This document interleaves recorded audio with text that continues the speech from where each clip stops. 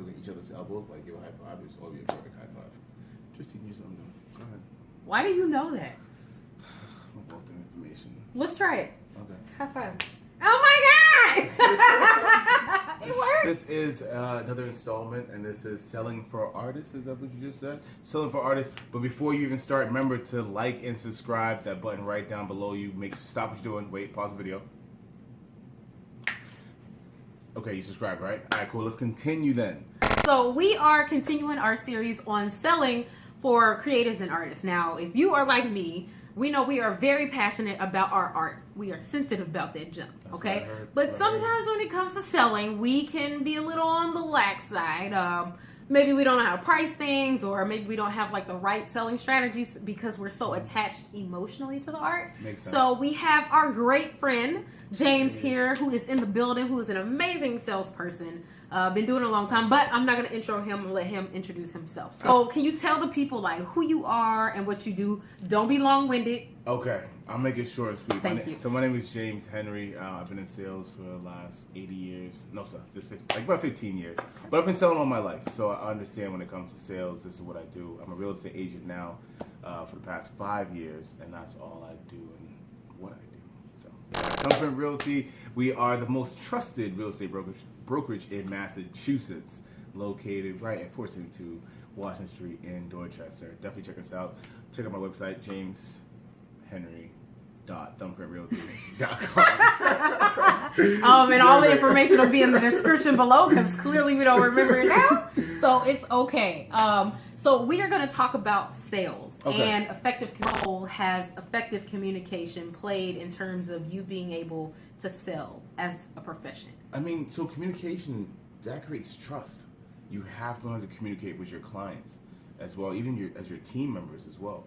Because if your clients feel at one point they can't get in touch with you and understand what they're trying to buy from you or get information on what they're getting, at that point you lose everything. So you must be able to communicate. So I always tell people, if you have good news or bad news, you always got to tell the person. The person will respect you at the end of the day, if anything, because you know you're not running from them. So you must communicate. Don't feel like, I don't have the answer for them right now. So what? Still talk to them. It's okay. Talk to the people. So have the uncomfortable conversations. Yes, you have to. Like, you only grow when you're uncomfortable. Sure. If you're in a comfortable situation your whole life, you're going to stay stagnant. You're going to stay flat. Be uncomfortable. Be comfortable with being uncomfortable. Yeah, one more time. Be comfortable with being uncomfortable. That's all I'm saying. Whatever. Simple as that. So let's say I agreed to create a custom suit for you, and you need it for the Oscars. Been waiting for 15 years. Oh, I'm sorry. Wait, anyway, I don't do menswear, but anyway, it's for the Oscars, and a week before when you're supposed to pick it up, bad news is you spent, let's say, $30,000 on this. Okay. And it caught on fire. Okay. And there's no way to get any more fabric for this. It's like done and done. All the process is done. The most we can do at this point is give you your money back. If you are that designer or that artist, what kind of pep talk would you give yourself before you call this person to let them know how bad and how expensive this mistake is? I think you should stop looking at the mistake, right? Okay. And start figuring out how can you fix it. Okay. Get into it. Always be on offense. Don't be on defense. Okay. So the issue is, suit just burnt down. I just have this guy's money. I'm gonna give it back to him, right? Mm-hmm. So your mindset should be saying, how can I get this suit back, right? At this point, there's no way to get it, right? Right. I only have a week to do it. Done and done. Cool. So let's start thinking, what other options do I have to make this guy happy? He's not gonna be fully happy. He's not getting the suit he wants. Right. But he's gonna respect you if you call him once Yeah. and not the day before, and you say, you know what? I have another person that could possibly make this type of suit for you, or I can use this shop to get this suit, or whatever's happening. You're always on the offense. Don't be on defense. When you're in the defensive role, it just throws you off every single time. Just own it. You gotta own the problem. It's an uncomfortable call. It's hard. But at the end of the day, that person that's buying that suit from you, he'd be like, okay, caught on. Why did it catch on fire? Tell him the truth. Was it your fault? Or was it someone else's fault? But just tell them. But you own the problem. Yeah, yeah. But just be upfront with it.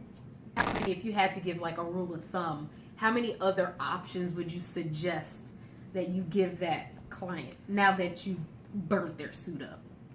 Now, what I'm gonna do is break down. First, I'm gonna break down how many options do I really have. Okay. So if I find out I have 5 options to fix this issue, right? What is my top 3 solutions? Because you might have 5, it doesn't mean all 5 are going to be really it. Right. I mean, I can go to K&G and grab you a suit right now. K&G. You don't want no K&G suit. You do a K&G suit. Nobody wants K&G. Exactly. So at that point, I'm going to say to myself, what's my top 3 options? Okay. And I'll bring those top 3 options to him as soon as I have them. But you can't delay. Like, don't go to bed like, I'm going to call him in the morning. You know, yes, you might ruin his night. He might be popping bottles, whatever he's doing, but you got to be prepared to ruin his night. Because he will respect you after it's all said and done. Yes, he'll be mad at you, ready to fight you and fire you and sue you, every lawsuit possible. But if you're just upfront with the person, once you know, it's a game changer. Okay, I like it. Yeah. So, what would you say are like a few key rules to remember when interacting with potential clients and repeat customers? Okay. I think get away from the selling part from the beginning. Don't think about the product you have in your hand. To really effective selling is actually understanding your client first. Be honest with you, right? Get to know your clientele. If you understand what they like, and outside of what they like, know them on a personal level. You will keep them as a lifetime customer. If you know they got kids, ask about the kids first. Don't just dive into like, oh, I got this for you. True. Yeah. Well, how's the family doing? You been on vacation lately? Where you been? Have a whole conversation before you get into business first. Okay. That creates a bond. That's effective selling. Because now people automatically, they go back home and talk to wife. Oh, you know what's so funny? Heather asked about the other day. I was in the shop. Now your name's in the household. True. Right? Okay. Because you're creating a personal feeling. So now when you actually go to sell something, they feel more comfortable opening up to you. Right. Because people only buy from people they feel comfortable actually spending money with. True. If I walk into a store and I know I want this outfit, I get bad customer service. I'm like, you know what? I'll buy it somewhere else. But if that person walks over and they start asking me a whole bunch of questions and I feel comfortable, I might buy 2 outfits at that point. Okay. So that's my advice for it. Personal connection. Personal connection. Think about that first. Number 1 thing, personal connection. Create that, and then you'll win every single time.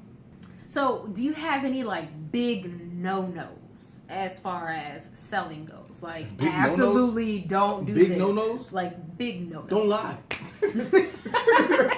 Just don't lie. Okay. Just again, once you lose someone's trust, there's no getting it back. I'm telling you right now. There's just be honest, and that's where I think we lose a lot in business nowadays. People just not honest with each other. Okay. They feel uncomfortable having that conversation with someone, so they rather just lie and being covered up. The truth always comes out sooner or later. True. And sometimes you run from it, but it's like, always say everyone has a best friend. So if someone else tells you something and you tell the other person, your other best friend, where the information gets screwed out there, and the ultimate person finds out what happened, you lost that client. So I have this rule. If you give great customer service to somebody, he's going to tell about at least 3 people about it. Okay. Maybe 3. Maybe 1. Typically it's 1 to 3. Yeah. Right? Yeah. But if you lie and you just straight lie. You just lie and you just give this person terrible customer service, I promise you right now, they tell these 10 people how bad you were. Yeah. And your name gets destroyed. If you have your name's everything to you. Yeah. You lose that, it's a wrap. So yeah. Don't lie. That's my biggest no-no. Don't lie. Just don't do it. Just tell the truth. Do you have any like personal stories that you can relate to this? There's something behind, actually outside. There was a piece of wood that was rotting. They fixed it, but the new owner wanted to actually see it while it's being fixed. And they fixed it, and then the person called me like, hey, it's done already, it closed back up. And I didn't tell the new owner right away that they closed it back up. Okay. So when she went to inspect it, she was like, I wanted to see this open. I told you I want to see it open. So now my client was mad at me at that point because I had found out, and I should just simply told her like, hey, they actually closed it up already. Right. So something simple as that created a distrust. Right. And even though the job was done right, as if I was just on the offense right. and not the defense at this point, everything would have worked out. Gotcha. Okay. Gotcha. So just always be on offense. Just tell the truth. Just let it happen. People are gonna be mad at you no matter what. You can't change that at all. So just let it happen. Okay. Very good advice. So, before we wrap up, do you have like any advice to give to maybe people who are just breaking into business? So we specifically talk to creatives, and sometimes selling can be a challenge. We're more focused on a lot of times the work rather than selling the pieces. But somebody kind of breaking into the business, going to business for themselves, or transitioning from working for a store and selling their own line, like any sales tips, sales strategies for them. My best advice is to not be scared to fail. Like, accept failure with open arms. Because it's not really failure. It's a learning experience, right? But what happens a lot is it doesn't go your way how you expected the first time. You're like, I'm in month 1, 2, and 3, I'm going to do this, X, Y, and Z, then nothing happens. I'll be honest with you guys. It's when I first started real estate, it took me 4 months to close a deal. 4 months. And I was ready to quit. And I was like, I'm doing everything. I did everything right. I followed every single direction they told me to follow. Didn't happen. And I could have just gave up at that point and said, you know what? I'm going back to work for somebody. So how are you doing now? I can't complain. I can't complain. So can you give them an idea about how much you can't complain? I mean, a ballpark of not complaining. Let's see, we're in July right now, and on Friday I'm leaving the country for the 5th time this year. I mean, I can't complain. I say I'm blessed, but again, that comes with hard work and really just keeping 10 toes down and really going for the grind. And you got to be ready for whatever comes your way. So just don't give up. Like, no matter how much you want to give up, people will try to steer you away and say, hey, this isn't for you. This isn't your dream. No one could tell you your dream what it is. Like, at the end of the day, this is America. Or wherever you're at, you can be whoever you want to be as long as you focus on it and you grind for it every single day in and out.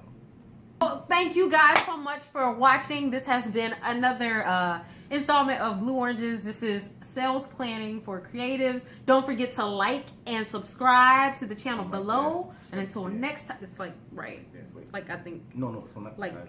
I'm going to put, I don't know. Wait. It's going to be down here. You sure? Yes. All right. Or maybe over there. Like right here. It's scrolling by right now. It's not going to. Oh. It's not going to do that.